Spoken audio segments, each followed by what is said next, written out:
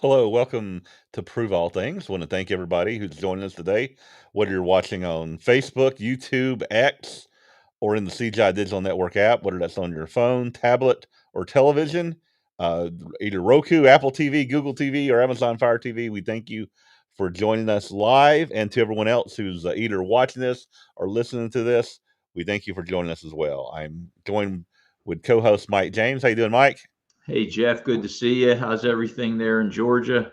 Finally starting to warm up a little bit. It's about 63 degrees right now, so that makes me happy that I can feel not freeze to death because Yeah, yeah. because me I don't like cold, so I would be freezing every day here.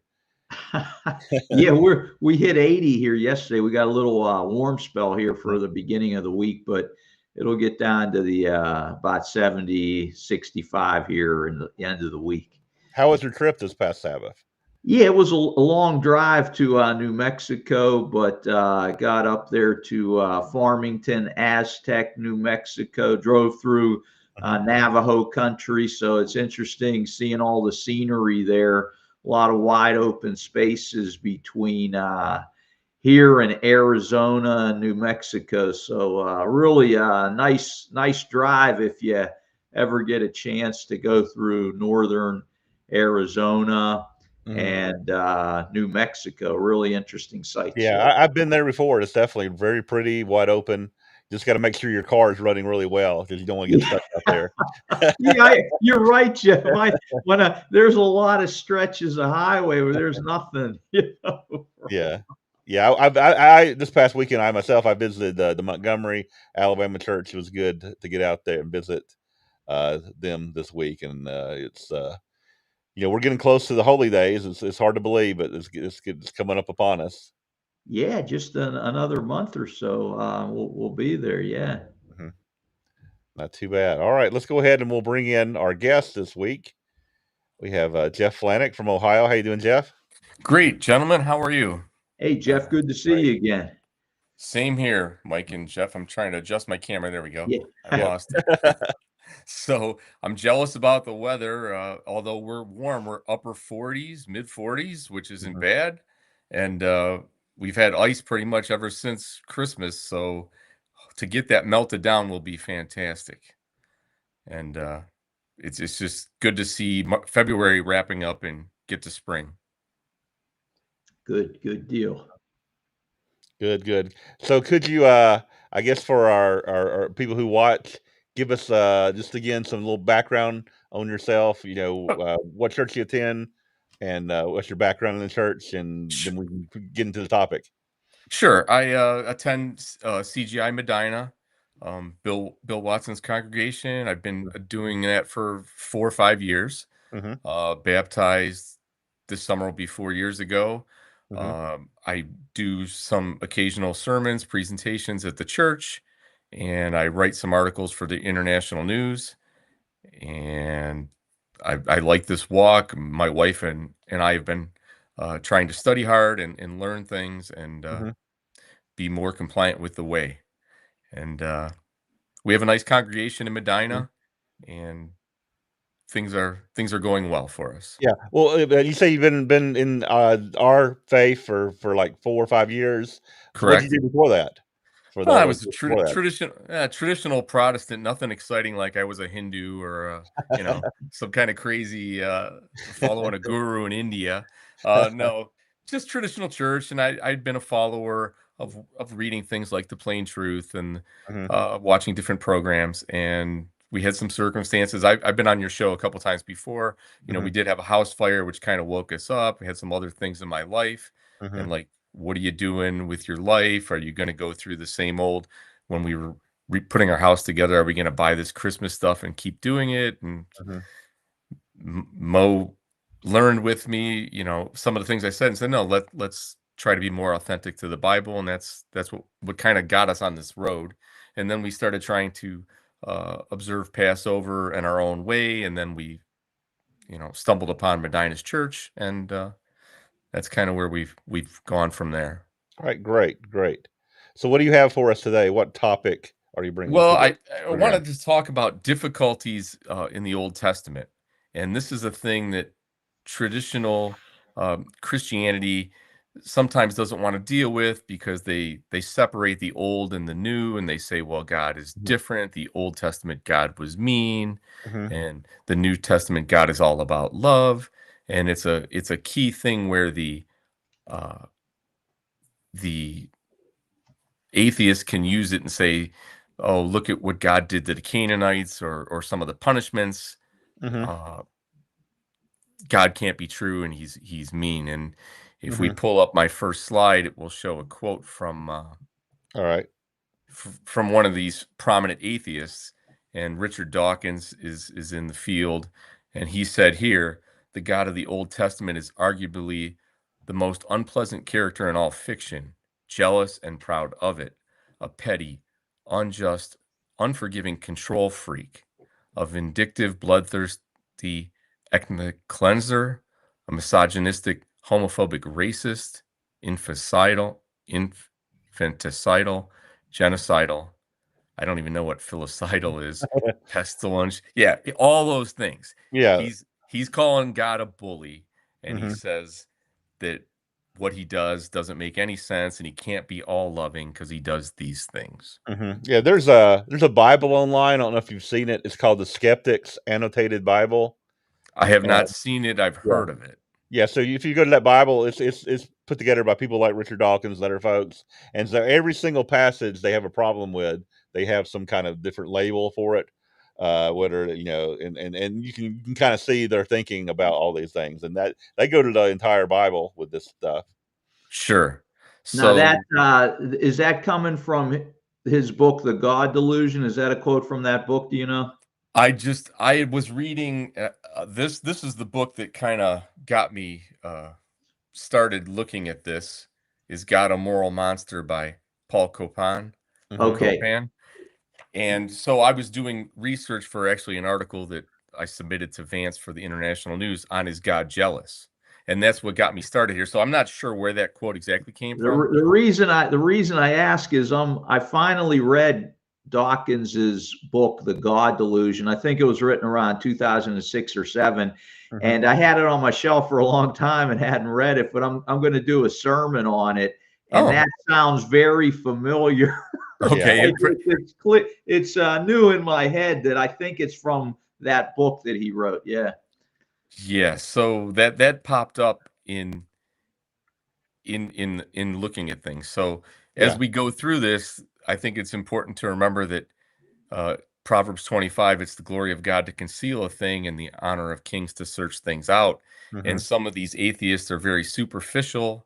They just look at what it appears to be without understanding the background and the context and such. So that's important for us to remember. And I just discovered this. I don't know if this is a meme that goes around. Have you seen this before? No. So anybody from my generation that watched that's Scooby-Doo, that's a Scooby-Doo character, right? Yeah. Right, that's Fred. That was the leader, and then you had Scooby and Shaggy and Veronica and Daphne. Yeah. So the whole point, I just thought this was funny because everybody wants to separate the New Testament and the Old Testament, and it kind of goes with the theme here of God is harsh and mean in the Old Testament, and he's just all soft in the New Testament. And this was funny because you see it's the same thing when you really deep dive into it, as our walk is, that there's a continuity of Scripture that God does not change. So now we have to wrestle with how do we understand the harshness at times in the Old Testament, and there are some harsh things in the New Testament too that kind of get overlooked. Yeah. I think of Ananias and Sapphira just dropping dead. That's exactly pretty harsh judgment, right? Yeah, I've got a slide at the end here on that exactly, and I didn't have time to deep in it, but yeah, that seems very anti-New Testament love. That they gave some money and kind of hid how much charity they presented to the church, and they were smited just like the Hittites or somebody else. Yeah, that sounds like an Old Testament scripture, Exactly. So what I started thinking about this was, like I said, I was writing this article is God jealous? And here in Exodus, we see, thou shalt worship no other God, for the Lord whose name is jealous is a jealous God. So jealous seems like a negative trait, which of course it can be. How Right. can how can the great God and the King of the universe be jealous? Mm-hmm. How can he be jealous? It's not like a woman would be jealous, or a man jealous that his wife is looking at another man. God knows there are no other gods. Mm-hmm. You know, you can have these gods of wood and stone. How can he be jealous? Right. And many times when I um, I'll talk about how that the English Hebrew problem, that we don't understand things Mm-hmm. because the way words are translated. Yeah. And perhaps our word jealous would be better. The Hebrew word is kana, Qanna, and it Mm-hmm. would be better to be interpreted as zealous. He's zealous. He's fighting for his Mm-hmm. people. He Right. knows that with the covenant relationship, that they can't be going after other gods, even Mm-hmm. their own desires. They need to be focused on him. Mm-hmm. And that's the pursuit that he's making, more than he's a jealous, angry, Mm-hmm. vengeful God in that way, is Right. for altruism, his devotion to us. Yeah. So Yeah, and I that's think the context in that chapter makes it clear, Jeff, what you're saying when you read that verse and look before and after it. That's exactly what's going on there. Yeah. right. So people like Dawkins and these other guys in the Mm-hmm. field are just going to see that and say, see, he's just a made up God. He's got Mm-hmm. human emotions. He's, Right. you know, it not looking at it deeper, it can seem, I guess, for lack of better words, silly. Yeah.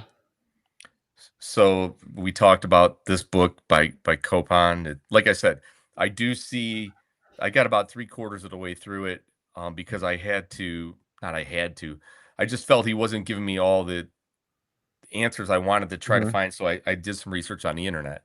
But Yeah. he does take that cop out of, well, things are different, that Moses doesn't apply. Yeah. So, Well, and he there's that tried, people, they believe that there's different dispensations, that the God, did things specifically for Israel that are different from us, kind of things. That right.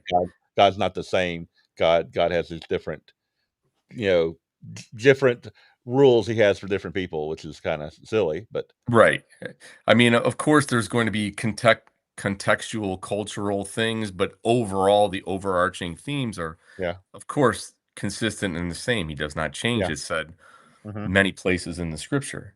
So it's also helpful to remember, as we think about these things, what was said in Isaiah, that my thoughts are not your thoughts and my ways are not your ways. It is very helpful to know that, Yeah, I because think one of the big issues when you look at the Old Testament and New Testament is we sometimes forget that that time frame when Moses was leading Israel into the Promised Land, and they were living there with God. God was actually there with them.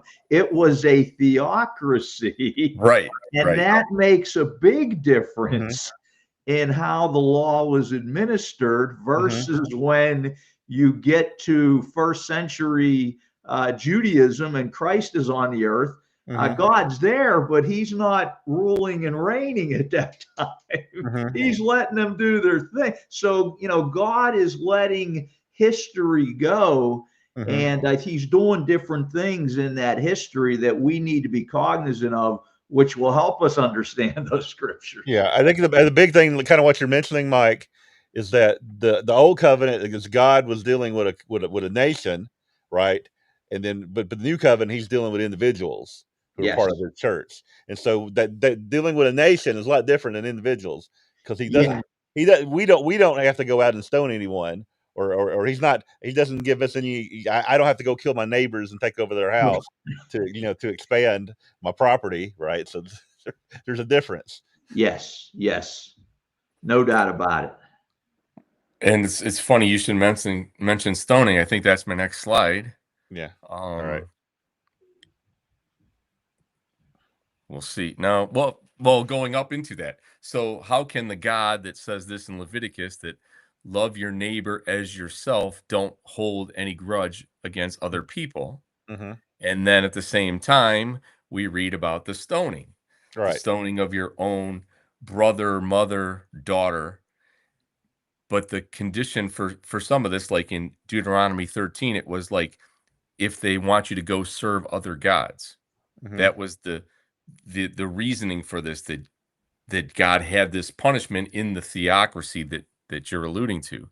And that's a very interesting point that you two brought up, is that there was this God present kind of theocracy going on, and then we're in this in between where it's individual, and then Mhm. we know at the end of times Christ will come as the King of Kings and will rule in the same kind of manner Mhm. against those who are opposed to his way of life. They're going to be put out of commission, so to speak, Yeah, I because wanna he bring up what Life Lesson says, maybe just you can comment on this. Some tend to believe that the God of the Old Testament was God the Father, who was stern as a father, but Jesus came as a loving son.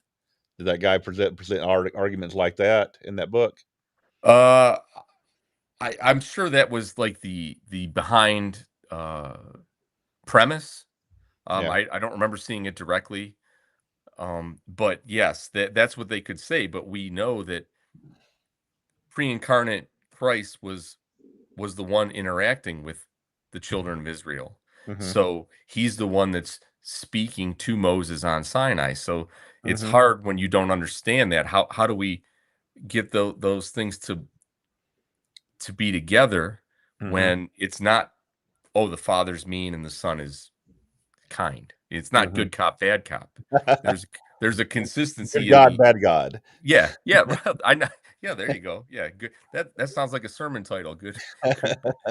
So then another difficulty is slavery. So this picture, and I had to search because many of these had a little more of the um, artistic nudity back in the day. But Mhm. young women, especially maybe under the age of 12, Mhm. being sold into slavery. Yeah. So this seems pretty rough, and it can be rough. But I watched a Jewish podcast, I'm not sure, Alpha Beth or something like this, and Mhm. he presented it that if you look deeper on the surface of it, it wasn't just about an economic misfortune. It was like classes of people. You had the upper class and the lower Mhm. class, and that Mhm. he mentioned that when these slave girls were sold, they were to be treated and respected, and they Mhm. were expected to be married to either the master or his sons. And if they were taken as a wife, they were not to be treated as slaves. They were actually supposed to be treated just like the other wives, and they were grafted in, so to speak, so that they could learn the ways and be treated as members of the household. And there was Mhm. a parallel to that, to being grafted into gods. It was a little bit deep, but it Mhm. was interesting. I never heard it presented that way, that it was more of how do we get he was talking about social disparities now, where we have like welfare and Mhm. just giving people money, but they're still upper and lower. And then Mhm. if you grafted these people into these families, Yeah. into a family, they would be part of that family. Yeah, I guess people had to make a living back then. They had, they so there's only so many ways to do it, and it seems like being part of part of the big family, part of like a big, uh, clan that has, crops and animals and those type of things. That was like Right. that was the economics of the day, for how people did commerce. Yeah, I wrote an article in the international news a year or so ago on slavery. I did a sermon on it, and in doing the research, I found that when you go into the Old Testament, there is evidence that once someone, when Israel went and destroyed another nation or had battle with them and took slaves, Mhm. those slaves eventually could become part of Israel, Mhm. again, Right. through marriage and also through just agreeing to keep the law. Mhm. And then once they were part of Israel, they were just like anybody else in Israel if they would observe the law. So yeah, there was this initial phase of a type of slavery different from plantation slavery in the South, but those people could become part of the nation. It didn't matter what other group they were with. So again, when we look at these concepts, we miss a lot by not knowing the details here. And one other point I wanted to make, Jeff, when you were back on the bad God and the good God idea, Right. remember what Joseph said when Mary was pregnant, and he said, "Oh, I'm going to put her away." The reason he said that was he didn't want her to be executed. Right. It was like you could decide that, hey, we aren't going to stone this person because I'm the person who's the witness to this, and I'm not going to have the execution take place. So there were these other aspects to the law that people are not aware of. But when you look at it big picture, we're all sinners and we're all going to die eventually if we don't get right with God. So in the end, the death penalty's over all of us, if you get my drift. Sure, 100%. Absolutely. So then next subject. Oh, well, I didn't want to go there yet. So the polygamy, I just briefly, I'd read something in this book by the Moral Monster that there's a confusion on polygamy, that it seems justified and it seems, like the Mormons today, and they look at some of the Old Testament patriarchs and think it, but we know that God says that you should have, one wife. So Leviticus 18:18 said that a woman to her sister, you should not marry a woman to her sister. I wish I would have had the quote. But what they're saying is it's not a sister like as a family. It's like calling a sister is a woman, is a counterpart, like a man to his brother does not mean his brother. It's like the brotherhood of men. And that there's 20 references to this in the Hebrew scriptures. And it's, you shouldn't have one wife in addition to another. It's not just prohibiting a sister, like you think of Rachel and Leah. So the polygamy thing, if you look at it, you can see that it's not, it is still not God's ideal for marriage and relationships. So now we get to the harder part. Let me just if I could jump in.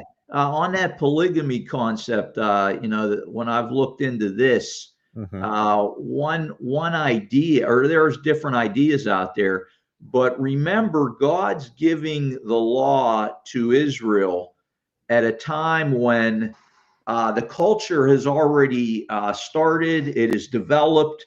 There may have been polygamous relationships already within Israel because of what was going on around with all the other cultures there.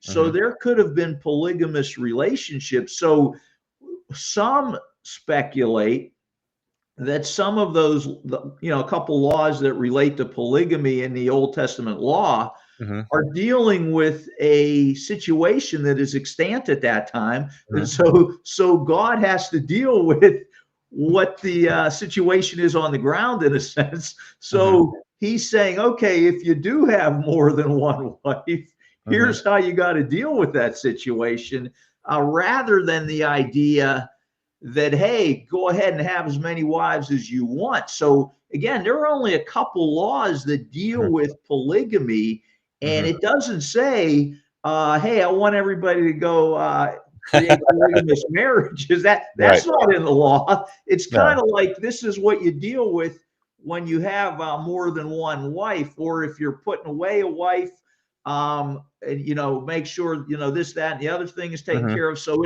it implies that there's polygamy there, and this is how you deal with that situation. But then when we get to the New Testament and Christ talks about it, he says, hey, this is how it was from the beginning. And we go to the beginning in Genesis. he's only given him Eve. You know, he didn't Yeah. give him Eve and Sally and Julie at the same Yeah. time. Correct. There Yes. was One. only, It was there was only one woman there. one man. Yes. Yeah, and this gets into a whole other discussion on the law in general. Mhm. When you know, is every law, like, what is the law? Okay, is the law everything there that Moses is writing down? I believe there are more principles to God's laws, that if He gave His law at a time when culture was different, some of those laws may have been written differently. Oh, they would have been. Yeah. Because there are these underlying principles that God has in His character of love, and he gives you a lot of it in that Old Testament law, but some of it we don't observe today because the cultural change, like the cleanliness laws.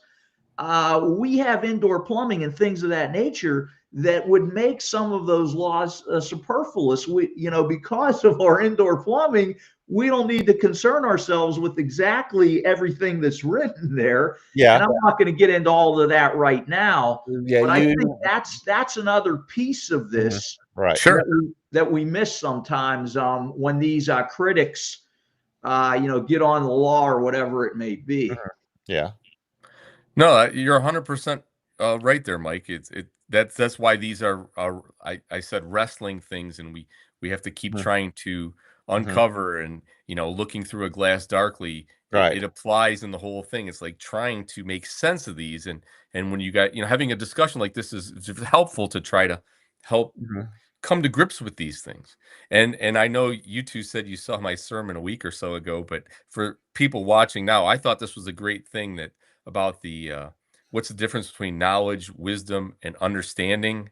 I don't know if you saw that part where the guy said knowledge is knowing a tomato is a fruit, and wisdom is knowing not to put it in a fruit salad, and understanding is knowing that if you put a tomato in a fruit salad and you ate it, it tastes terrible. So trying to you know, we can know things, but what does that really mean? Okay, it's a fruit. I just thought that was the funniest thing. I had never heard that before, and I just found it. I just laughed. So Yeah, we're that's trying to good. understand deeply, you know, more deeply these Right. things. So then this is Yael or Jael when she kills the commander of the Canaanites, which, I mean, that's just a brutal thing. I mean, Yeah. just on a personal, individual level, forget the, you know, children of Israel going against the Canaanites or the Amorites or whoever. It's just a difficult thing. So how do we come to grips? Is God a genocidal maniac? Is this, and when you look at it further, it's there's many ways you could try to explain this. Like that, we know the Canaanites were supposedly extremely bad. I mean, there were a lot of pagans peoples, but they were at the top of the food chain with this Molech, and burning the babies, and they really were amped up on incest and child sacrifice, and the stories that you can read, even non-biblical, from like Plutarch on some of these ceremonies. They were just terrible. So God does hate evil, and He is trying to preserve a special, set apart people. Yeah. And He didn't. The main thing here was not wanting them to mingle with these practices, and we Yeah. know, unfortunately, that they still did.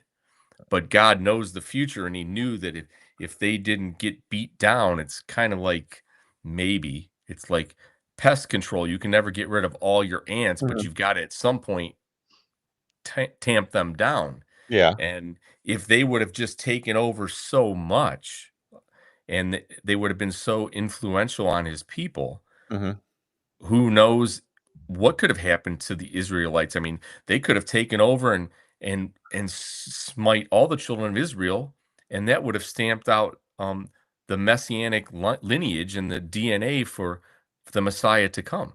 Yeah. I mean, Hey, there's people. you're hitting on something about the messianic line, because Yeah, you know go ahead. God calls this nation Israel for a specific purpose, and He calls them out from all these other nations. And so if when he puts them in the land, if they weren't going to like fight these other Philistines, Canaanites, or whatever, they would come and they would destroy them.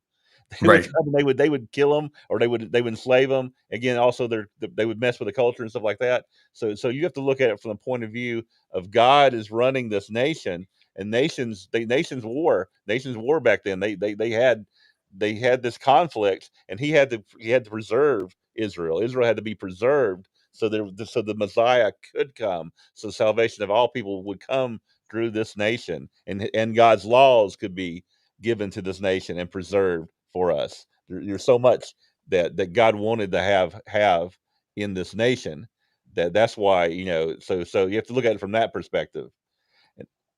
No, I agree.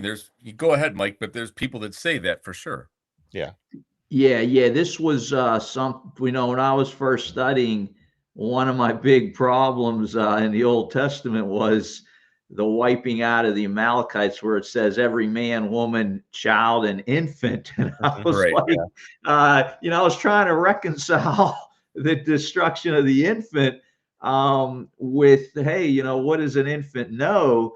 But what helped me was the understanding of the second resurrection, that everybody's coming back who was wiped out then, and this idea that I do this class called God's Problem. They read a book by Bart Ehrman, who's a guy, religious scholar who was a conservative Christian most of his early life, and then he just completely left it, and now he's more of an agnostic, maybe atheist to some degree, and he argues against God because of all the evil and suffering that's in the world. And he uses examples like this in his book. But what he misses is that there are things that people learn through the Bible stories today the people that are gonna learn things in the future from this wiping out of the evil. And when those people come back in a resurrection, I think that there's going to be a great capability for salvation to occur, because they're going to be made aware of all these things, and it's going to click for them in a way that it never could have back then. And what I'm getting at is God's mercy is going to be displayed on the vast majority of humanity, because in how human life plays out, most of humanity isn't going to get it, just because of how our brains work and operate. Only a minority is going to get it. And God, in his infinite wisdom, knew that, but he allows this possibility for the vast majority to get it at another time, because of all this horror that has taken place. It's going to sink in that, oh my goodness, now I see all this history and understand it. Yeah, I'm going for this God now. This picture you put up right here, Jeff, of that's Sodom and Gomorrah, isn't it? Yeah, that's where I'm going next. But Mike's really hitting on it here, and that's part of what's helping me to try to resolve this in my life. But Jeff, if you wanted to add to that, go ahead. I was saying, based on what Mike was saying, and you look at Sodom and Gomorrah, there's a scripture where Jesus says it will be more bearable for Sodom and Gomorrah on the day I've got it in the slide. in town, because I think you think of that, they were terrible people, right? They were the worst of the worst. They were like he had to destroy them all. Yet Jesus says they got a chance. In fact, it'll be more tolerable for them in the day of judgment. And so that, well, compared to who? Compared to the people that heard about Jesus already in Capernaum, who listened to Jesus maybe, and they're going to be like, oh my gosh, we could have lived an extra 1,000 years here if we would have followed what he said there. Where the guys in Sodom are going to go like, wow, now that we see all this information, man, we know that this must be the real God. Yeah. So I guess that's a step on what you were going to say. So go ahead. No, Jeff, this is great. That's really the centerpiece at the conclusion of you guys. You guys have just got the Yeah. essence of it, because that's the only way to really go through this. And Mhm. it's kind of like reminiscent of, okay, this, and Mike brought up a good point with, it's very hard about killing the infants and the babies and the women. And Mhm. it's difficult. But if you think about it, um, if it, like you've watched The Godfather, where the young Corleone wants revenge on the people that killed his family. I can't remember who he killed, Yeah. because the young kid is like, I'm going to get those Israelites. So even if Yeah. you had a 2-year-old Amalekite or a Canaanite, and they're told by their aunt or uncle or whoever, like, those people of Joshua came in here and they did it, Mhm. and his whole life mission is going to be to get them. Yeah. So that's part of it. But it's, God solves the problem with the second resurrection, which a, Absolutely. a vast majority of traditional Christianity doesn't get. And that's why I think the Moral Monster book, he doesn't understand that. So the only way Yeah. he can parse it out is to say, well, that old God, good God, bad God, instead of knowing, no, there's a plan. Mhm. And it's like, what's that old adage that you don't want to see sausage being made, right? You don't No. want to see how it's being made. And Nope. and I don't want to be glib about it, but this is God making sausage. He's got a plan. We have to trust the plan. Mhm. Yeah. And it seems so visceral to think that, oh, these people of God, he's going in there to slain them. Like I showed that picture from the 1700s of her Mhm. putting a peg in a man's head, or Yeah. slaying a baby. It's like, didn't we hate the Egyptians for killing the babies, and Mhm. didn't we hate Herod for killing the babies? And Yeah. but yet, if you're superficially don't understand the big picture, you can see why an atheist might go, boy, this is crazy. He's telling you right in this same book, don't kill and love your neighbor, but go ahead and Mhm. take a big rock and smash him. Yeah, one thing You know, Richard Dawkins, you had to quote from Richard Dawkins. One thing he doesn't know, Richard Dawkins doesn't know about the resurrection. right, right, He just knows from the Christianities, uh, the traditional Christianities explanation of things, right. which are awful. They're not really good explanations. No, and here's another point. Looking at Sodom, traditional Christianity doesn't seem to have a big problem that God rained down fire and brimstone here. But weren't babies getting killed here? Weren't, Oh, perhaps, here's something that's I never thought of before, but I want to bring it up. From Gary, he says, just remember that the next instant those Amorites were waking up in the resurrection at the blink of the eye, moms, dads, babies will probably together. They'll be together, right? The sure. whole families will be together at the resurrection to come up together. So God's not separating the families. You And see we what I'm will saying? hope that it's going to be so perceptible to know that there is a God, and like, Yeah, wow, look what happened. And yeah. I But guess being in that yeah, yeah, and but think about it from this perspective, and we know a lot more than I think other Christians on this topic of the second resurrection. But we know how difficult it is to get to the truth, and there's a reason for that. And God had to put that into the baking of salvation. Okay, that hey, right, I've got to do it this way in order to know who can really follow me and who is someone I can trust. But everybody gets a real opportunity. So again, some of these atheists and agnostics argue, look at all these people starving, look at Mhm. what's going on over here, look at what's going on over there. How could a God allow? But part of allowing all that is when people become aware of why God allowed it, he's also showing that you guys had all this history to try to do it on your own, and you can't. You can't do it without me. So you have to see all this history play out in order to realize I got to put my faith and trust in this being here. That's the only answer. That becomes an easier choice when you know there really is that being. And they're going to know that when they wake in that resurrection, where now we can't really talk to him like I'm talking to you. We can't we've got to trust what this says. And that's a lot harder when you got all these other isms trying to pull you away from it, and Satan is doing his deal. You guys know what I'm talking about. Yeah. No, well said, Yeah. Mike. Yeah, for sure. So, I guess I don't know if it's troubling, but a perplexing thing is, think of John 6:44. He's only calling certain people. Well, the converse of that is that for whatever reason, these people in Sodom, or go to the next slide here, the same thing with the flood with Noah. Yeah. What was the mechanism or the decision tree that Yahweh God went through to say, well, I'm going to tap so and so on the head. They're going to get a shot at this first resurrection.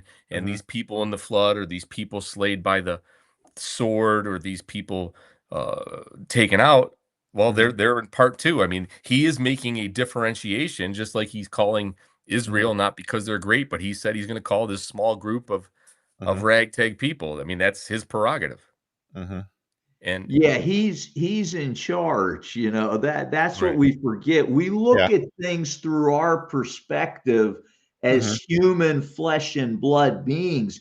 We miss that he's beyond our complete understanding. Even though we got the Bible, and Right. hey, we're so lucky to have this.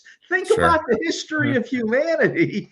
Most of the history of humanity didn't have this capability Right. and information that we have. Again, there's all this stuff competing against it. Right. But if you can focus on this and see what it says, most of human history has not had this information to be able to sift and distinguish between what's happening versus what this is saying. Yeah. Right. Yeah. You said most of human history. If most people are not going, they're going to come up in the second resurrection, right? Everybody's going to come there, and it's just God has a plan. And if you're going to go out and start a business, you don't go and like open like 100 branches on like one day without training anybody, right? You go and start like 100%. one branch, you start one bank, and you train the people there. And then if you're going to make some, you're going to have some more, you send some people from there out to do more. So he's training us right now that we can get trained, and so we'll train people in the millennium so they can get trained, so they can train the people in the resurrection. So there's like this kind of like pyramid, like, or whatever, just more and more and more people are going to be under this training of God's ways. And so at the time when the Amalekites were there, God, that wasn't God's plan. God was not able to get them the truth at that time because it was not part of the plan and how he's organizing things. Exactly. And think of it in this microcosm also, the family unit itself. Everybody grows up in a family, whether it was dysfunctional, whether you lost your mom or dad or didn't have one. God created the family unit to show you that in microcosm, that the parents are the leaders. They pass the information on to the kids, and then the kids, as they develop, pick it up. Now, again, it can go haywire, no doubt about it, but it's right there in that little basic unit is what God's doing with humanity on a large scale. Absolutely. Absolutely. That's why I started off with it. His ways are not our ways, and just you have to give trust to him. And I guess from the atheist point of view, they might say, well, it's all just crazy in this book. But the more that you dig into this book, you see the layers and how everything fits together. And I get strengthened, and I hope most people get strengthened when they find these paradoxes, and then they find a way to make them make sense. It even adds more strength to your faith, into believing that the Bible is true, and that everything that it says about our Father is true. So one other interesting point, I know we're getting towards the end here, was, so you had, that getting the Amalekites and the Hittites and the Canaanites and all those brutal things, and I think Yeah. we've said that it's covered by The second resurrection helps us to understand it. So think about, here's a picture of a representation of the day of the Lord when Christ comes back, and he does a similar thing to what the children of Israel did. He's wiping out all those opposed to God. Mm-hmm. It's almost a parallel. And this one group, I've talked about them before, these Almond House guys in England, they were talking about the taking out of the Midianites. And they had an interesting thing to say about the Midianites. Oh, somebody also brought up that, you know, I don't know who it was, but God is the giver of life. He can determine when he's going to take it and when he's not. I mean, is God a murderer if he takes a life? No, he can No. restore it, as you said, Mm-hmm. at the snap of a finger. And people said, well, murder is bad, and somebody did an analogy like, well, a policeman is there to preserve life, but sometimes he has to kill somebody to save a life. And they Mm-hmm. were using that analogy, and somebody else used an analogy of, well, a doctor's there to restore health and life, Mm-hmm. but sometimes the doctor must amputate the leg to save the life. Mm-hmm. And they were drawing parallels to, you have to take out the cancer, right? This idolatrous, child sacrificial. Mm-hmm. Oh, the other thing we didn't discuss, in the scriptures, it says he warned the Canaanites for 400 years. I mean, you know what I mean? Yeah. He's Yeah. patient. So, we got so excited about solving it. He is long suffering and patient. It's not like he Mm-hmm. just said, tomorrow, do it. And then we also know that even though Israel saw these things and had the help from God, they went and did the same things. And then what happened to them? Punished by the Babylonians and the Assyrians. Mm-hmm. I mean, he's not, he's a fair God. It's like, if you're not going to follow the Canaanites didn't follow, look what happened to them. Northern Kingdom didn't follow, look what happened to them. Southern Kingdom didn't follow, look what happened to them. Mm-hmm. Instructions to us, like, get with the program, folks. Yeah, great point. Someone had mentioned Melchizedek a little earlier. Maybe we'll deal with that on another program. But in relation to Melchizedek, what we learn is, wait, there's this king of Salem, king of righteousness, somebody who's a priest of God there at that Mm-hmm. time that Abraham's going to is following the true God. So there was a knowledge of God at that Mm-hmm. time among some people that was not lost completely. And Right. Sure. here's what I want to get to. The point I want to make is there's a lot we don't know Mm-hmm. about how everything was going back then. Mm-hmm. And whatever that knowledge was had dissipated, it was starting to die out, but there was still a knowledge that some people had. Mm-hmm. And again, God has allowed that to manifest in history to some degree or another, always.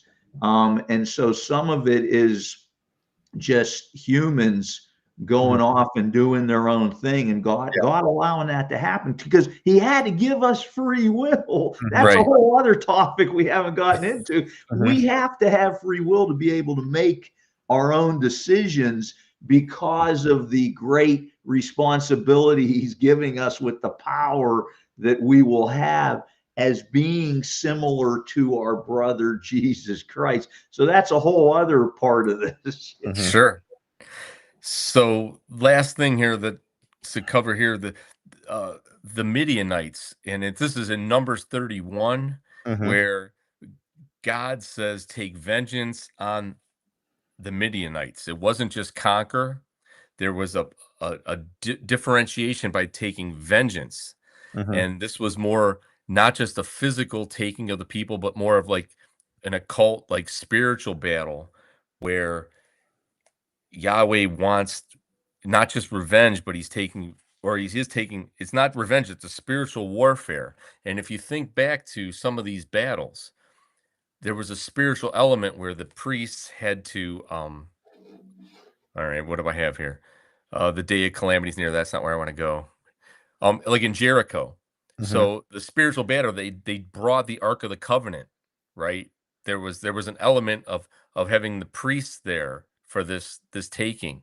And then in the trumpets, of course, the walls of Jericho, the priests And the shofars, the holy instruments, were part of this battle. It was a spiritual battle, not just a physical battle. And it was a divine war. And this one group said it was a divine war because if you remember well, yeah, lack of time here. Yes. When they came back from the one battle, they said to Moses, this is Numbers 31, and how many men of war died? And nobody died. So this had to be a supernatural battle that none of the children of Israel passed. And God had clearly said this was a vengeance, and this was a holy battle, a type and a shadow.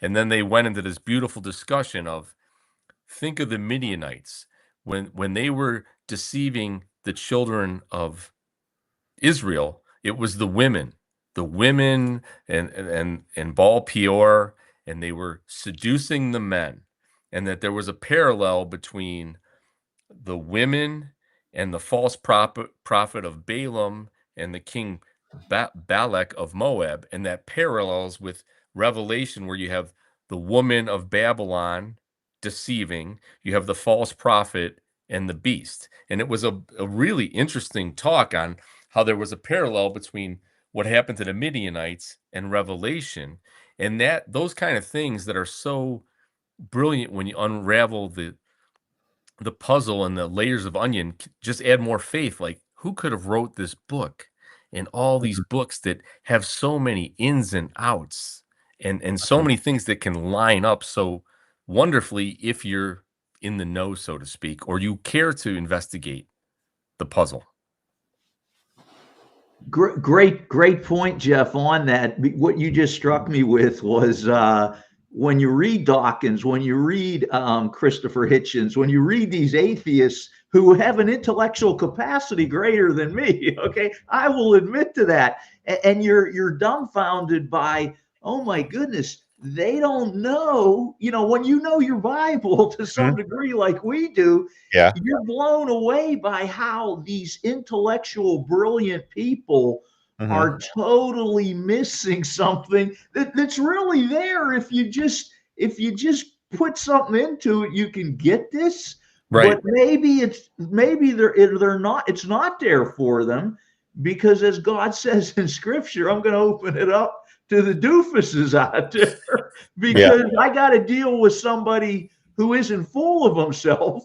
I got to deal with somebody who realizes he's nothing in order to get this going. You get what I'm saying? It's a counterintuitive thing going on here. Absolutely it is. So I just had a few scriptures there that we we already discussed. And then, Jeff, you brought this up in the beginning. So everybody's thinking of this harshness of just, Numbers, Deuteronomy, or whatever. And this is a story that I'm not really familiar with, briefly a couple times, but in Sunday school, Jeff, you had asked what kind of upbringing I had. And we never discussed this because how do you discuss this? I mean, You know what?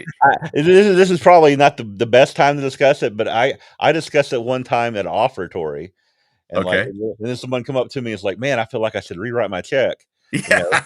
because I gave that during the offertory. It's like, well, I was just trying to talk about It does offerings and seem stuff. like a stick there, Mr. Wow, I Reed. never thought of that angle, Jeff. I've never used it in the offertory. Yeah. But that's interesting. Yeah. That's hardcore. Yeah, like that was a really hardcore offertory.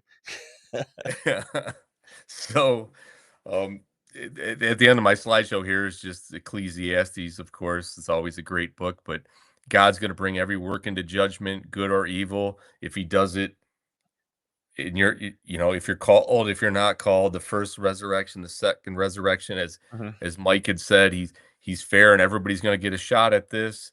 Who he decides at what time, that's his prerogative. But you can piece some of these things that do seem hard.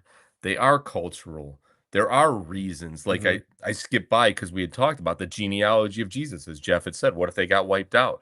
What if so-and-so's uncle or whatever? I mean, all to make all those pieces fit, to have the prophecies show us that the word of God is true, is just fantastic. And he executed what needed to be done, and he will take care of everybody in the end.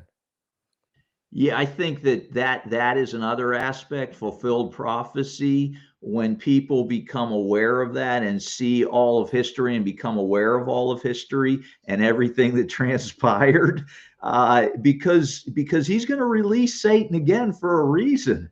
There's going Yeah, to be that's a hard an thing influence too. out there again, Mhm. just to check. I believe, Yeah. this is my opinion, to check and make sure that everybody's in on this now, Mhm. and who's not, and I'm going to find out, and he's got to find out, Yeah. because this gets back to Satan himself and the fact that he had all this power and glory, and he was given all of this by God who created him, and look what happened. Look how he turned out. Mhm. So if God does it again with others, God needs to know that this is going to go in the right way. Yeah. At the core of the Bible, like they try to label God as unjust or all these terrible things that Richard Dawkins says, but the core of the Bible, you see a just God. You see a God of justice, a God of love, a God of mercy, a God of like righteousness. That's the God and these other things we have to, understand why he did these things, but we understand that the core of it is a God of justice, a God of love. God, John 3:16, God who loved the world that he sent his only begotten son, that he doesn't want anyone to perish. And that's and and there's a plan being worked out for every single person. And God he has it in his mind for every single person who's ever lived, how he's going to reach this person at some point, and how and so that's the God we have. It's that righteous God. So there's a if you have to really read the Bible to know that, then superficially see these things.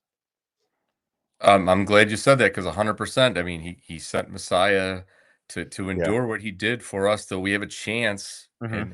and we cannot take that chance for granted or lightly. I mean, think No. about it, and that is 100% correct, Jeff. Yeah. Yeah, and you think about how God's judgment was back then. So that's the judgment He has for us. So we got to be careful, right? We got to know that the God's judgment is strict. He loves us, but He's also going to be strict on His judgment towards us. So we got to be seeking Him. Yeah, you're right on, Jeff. I think that when you have that the understanding that we have, the awareness that you are being looked at right now. You're under the microscope right now Mhm. with God. So in some sense, you better be on your P's and Q's because of that knowledge and awareness that you have. But each of these items you went through today, Jeff, we could probably have spent a whole hour on it. Oh, I Yeah. But agree. I liked that you're kind of giving us a Mhm. general look at this, and we're talking about it in generalities. But Mhm. maybe in the future we could focus Oh, on sure. these a little bit deeper. Yeah, Yeah, but we can do great idea. a whole program on stoning. If we Oh, and yeah. all those things. I mean, you guys do great work here with your different guests, and Mhm. if you ever want to have me back to talk about one of these things more specific or something else, I'd be happy to. Oh, So, absolutely, absolutely. So as we wrap up today, is there anything else you want to leave us with before we go in this about this topic, or how do you want to wrap this up? well, just like you guys just said, it was kind of a peripheral, just back of the envelope kind of look at it, and I appreciate your thoughts. It was hard enough for me. I know there were some people talking in the stream. I can't see that and respond to it. I know you brought some things up, but I hope we didn't miss something. But Yeah.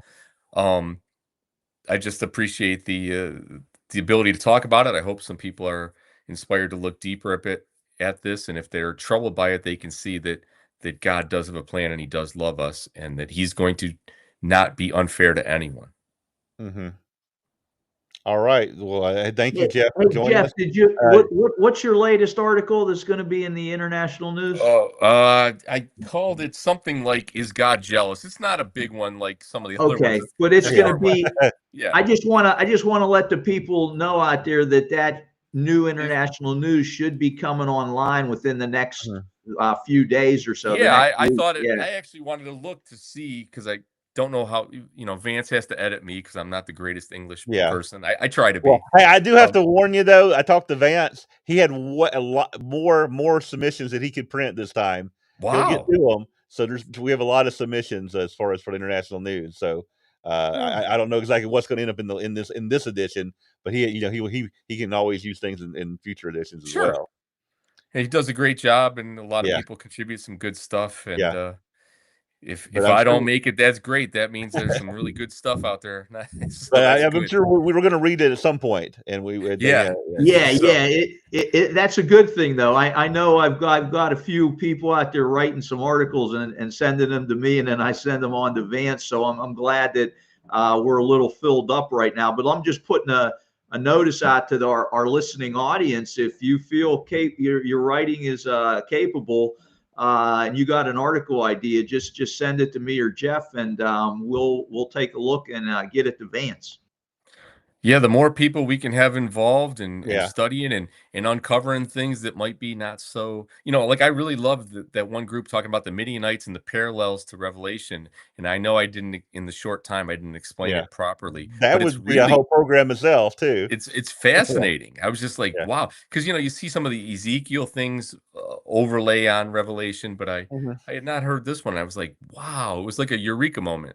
Not as good as the Scooby Doo cartoon, but so All I right. appreciate you both. Thank you so Yeah, much. yeah. Again, thank you for joining us this week. We definitely a good discussion. And again, we answered questions, but again, we always leave some other questions out there to answer in future programs. So again, we thank everyone for joining us this week on Prove All Things, and we'll see everybody again next week.